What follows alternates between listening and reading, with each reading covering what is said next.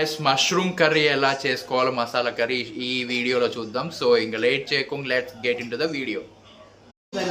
So ఎండు కొబ్బెర చూస్తున్నారు కదా, తీసుకోవాలి ఇలా. లవంగం చెక్క లవంగం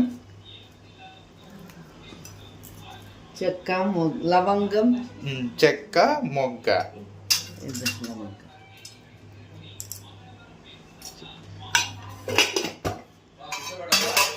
ఇప్పుడు ఇవన్నీ ఫస్ట్ పేస్ట్ చేసుకోవాలి. సో ఇవన్నీ ఇప్పుడైతే పేస్ట్ చేసుకుందాం.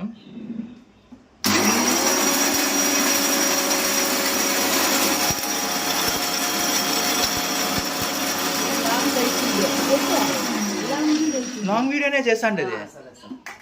మళ్ళీ వెంటనే ఇవన్నీ. సో కొత్తిమీర ఎర్రగడ్డలు కట్ చేసిండేటివి అండ్